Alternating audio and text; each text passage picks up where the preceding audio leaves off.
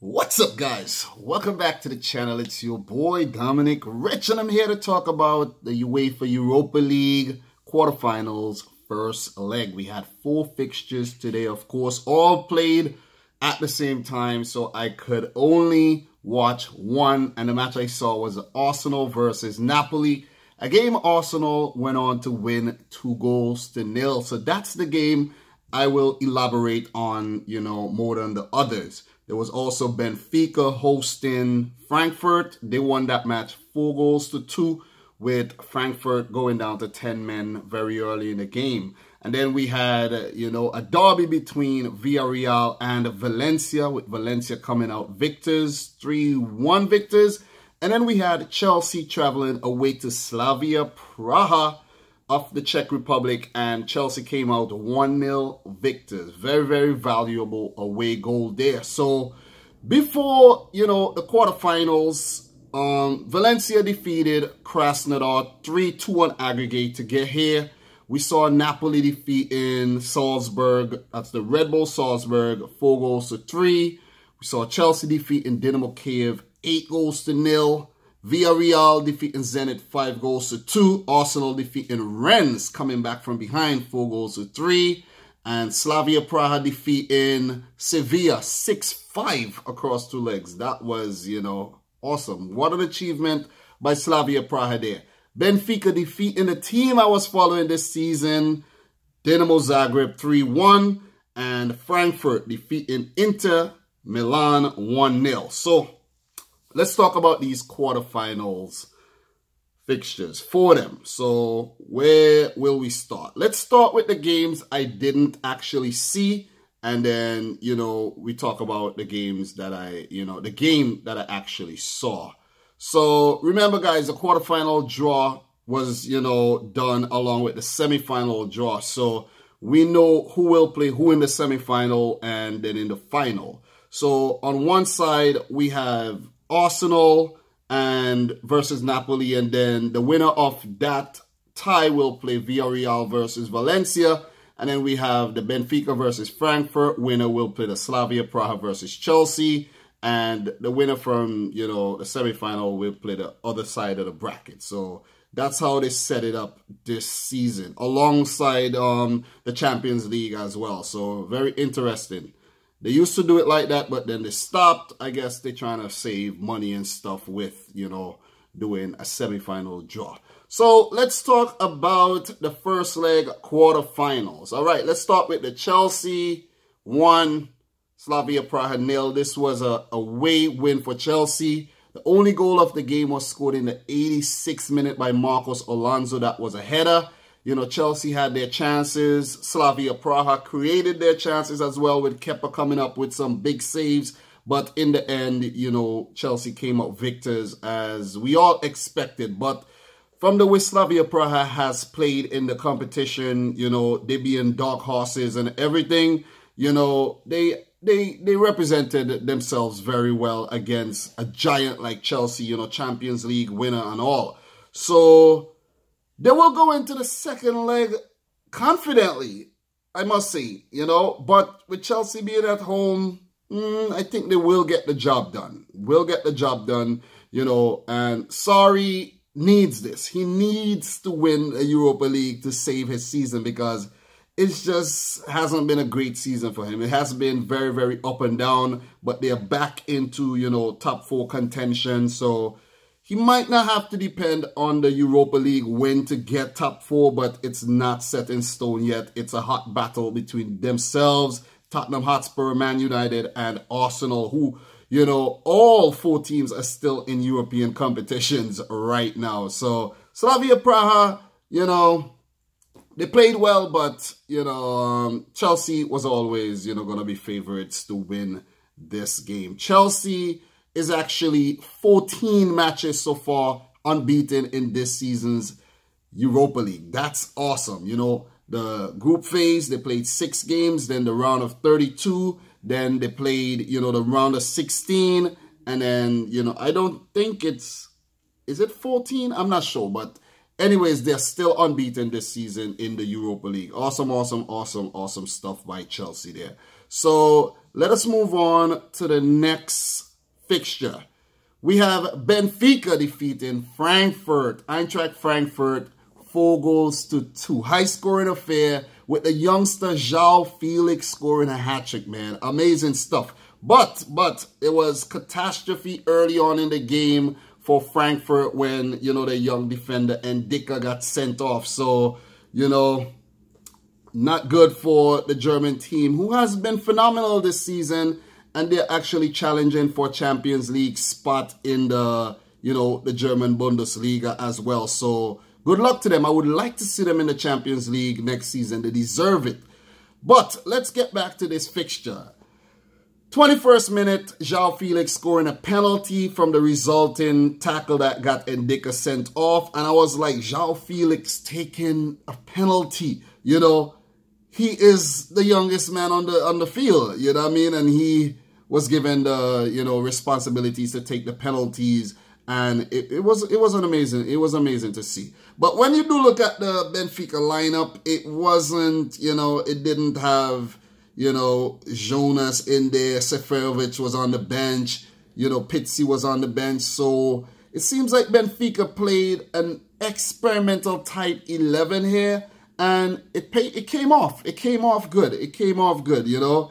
Coach Bruno Lage will definitely be happy with this result. But Benfica scoring in the 21st minute, but Frankfurt equalized in the 40th minute. 10-man Frankfurt, you know, Ribic and, you know, Jovic linking up Serbia, Croatia link up there to, you know, score that goal in the 40th minute.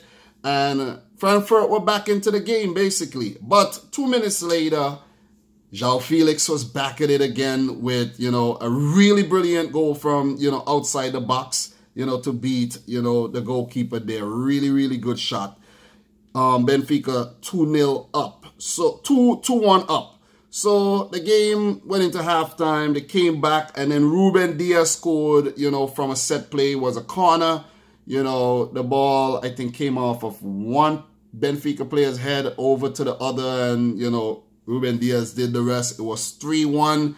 And then 4 minutes later, we had Joao Felix completing his hat-trick with a tap-in, basically.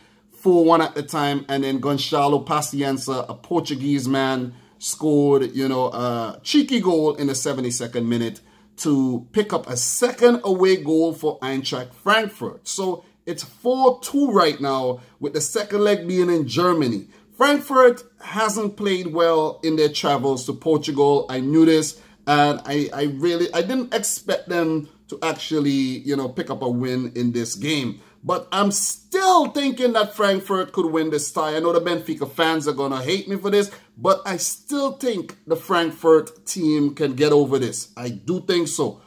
Only they need a 2-0 win at home, and they got this. A 2-0 win is going to do it. 2-0 win, and I think this team is capable of doing this. All they need in Germany is a 2-0 win, and they win the tie. But to be completely honest, I think Benfica might get over it. I think Benfica has to score. They has to score. With their attacking lineup and everything, and their young talents like Rafa Silva, you know, Joao Felix. I expect guys like Pizzi to come back. You know, I think Benfica are going to get over the line and go into the, you know, semi-final. Definitely, I think they will go into the semi-final. So let us move on to the next fixture. This one is between the two Spanish teams, Villarreal and Valencia. It finished 1-3. 3 goals to Valencia, 1 to Villarreal, who hasn't been good in La Liga this season, but Valencia has been good, continuing where they picked up from last season. Despite picking up a lot of draws, you know, in the league this season. But I picked Valencia to win this tie, and they started out brilliantly. 3 away goals. I think this tie is pretty much wrapped up. It's a derby, a classical between these two teams. And, you know, watching the replay, the highlights, it was, you know, well done by Valencia here. So we had Gonçalo scoring in the 6th minute. It was a penalty, and, you know, it was saved by the Villarreal keeper, and Gonçalo Guedes did the rest.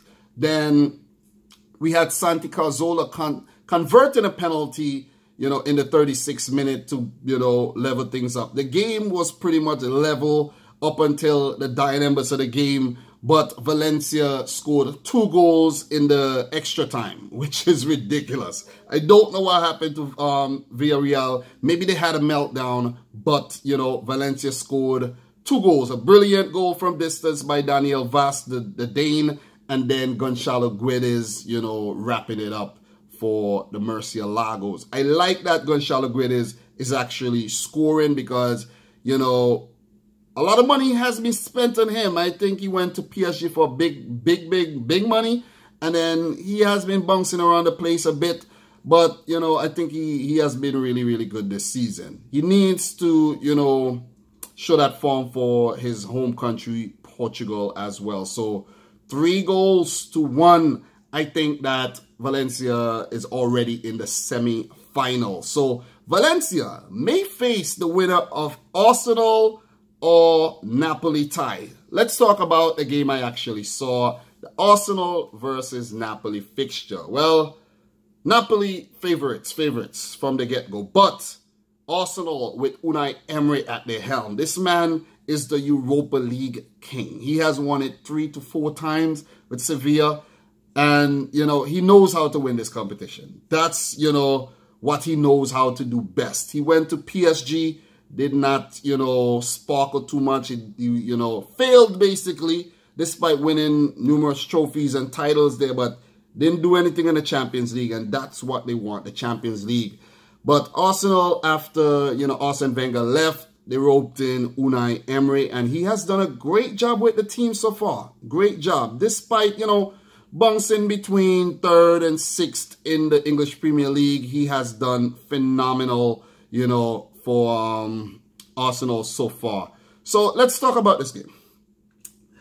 Arsenal 2, Napoli 0. Arsenal should have won this game by at least 4 goals. Let me just say that. They were really wasteful. Napoli, they were just absent in this game. Let's just say that. They were horrible.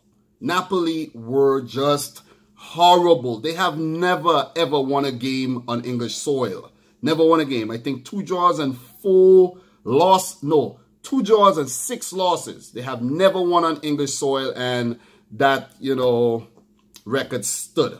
So, Aaron Ramsey scoring the opening goal. It was a really nice build-up between, Lacazette, Ainsley Maitland-Niles, and then to Ramsey, who is Juventus bound. Arsenal is going to miss this guy. He put it past, Merritt in goal, and it was 1-0. Arsenal was on the front foot for most of the game, most of the first half, let me say. And they scored again in the 25th minute through an own goal by Koulibaly.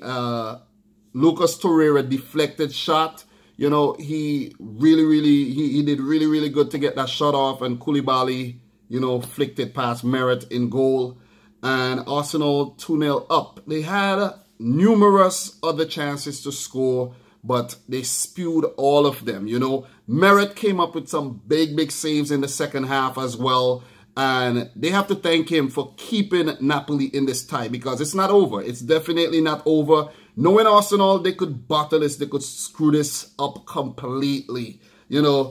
Napoli had a brilliant chance to, peg back a goal, score an away goal, when Insigne, who was okay, but by far, I think their best player in this game, he set up Peter Zielinski, and I don't know what Zielinski was doing there, and he put it past Czech. It was a terrible miss. Horrible miss. But, Napoli does not deserve to get anything from this game. Arsenal, they bossed the game despite getting, less of the possession. But, they got more shots off on goal, more shots on target, and Napoli was not good. They wasn't good. They weren't good at all, despite having Mertens on the field, Callejon on the field, Insigne on the field. They were just terrible today. I can't, find the words, the proper words to describe this. Horrendous. Yeah, horrendous is a word. The performance by Napoli, you know. So Ancelotti and his boys will have to come better. I think they're currently second in the Serie A. Can't seem to get the better of Juventus, which is a failure again. If you keep coming second, it should be considered a failure. Should be considered a failure. They're not going to win this tie. Let me just say that. They're not going to win the tie. I think Arsenal has done just enough, you know, to win this tie. They weren't at their best. They should have won 4-0, you know. Aubameyang had chances, you know. Ramsey had more chances. Lacazette played well, but, you know, they weren't at their best, but it was just enough. I think it would be just enough, you know. They go over to, you know, Naples and play for a draw.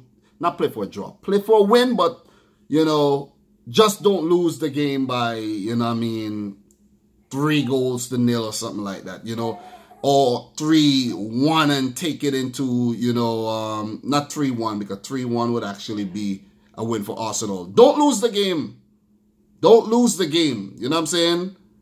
Don't take it to extra time. However it turns out, make sure it's an Arsenal victory in the tie. Just make sure. Because, you know, Arsenal, they're bottlers. They're bottlers. But I think they will do it. I think they will do it, though. So 2-0 for Arsenal. Well played, despite, you know, screwing up plenty of their opportunities. But I think it would be just enough. So that concludes the 4 fixtures we had today.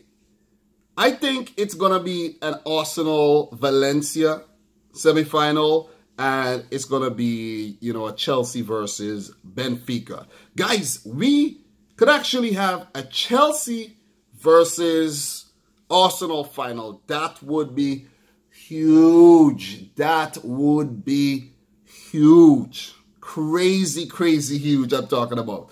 2 English teams. It would be a derby and it would be scenes. Let's just say that. UEFA would love that. They would absolutely love it. But guys, that's all I have for this week's Europa League coverage. I'll be back next week. I have some work to do, you know, a lot more videos to work on, so I won't keep you any longer. Let me know your thoughts in the comment section down below. If I miss any big talking points, you could add stuff in the comments, you know. If you're new around here, consider hitting the subscribe button. Smash the thumbs up button. And guys, I'm only wearing a Chelsea shirt because they're a team in the Europa League.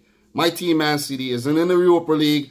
Dinamo got knocked out, so I'm just wearing the Chelsea shirt, you know, for presentation purposes. Okay, so until next time, peace out. Rich Squad.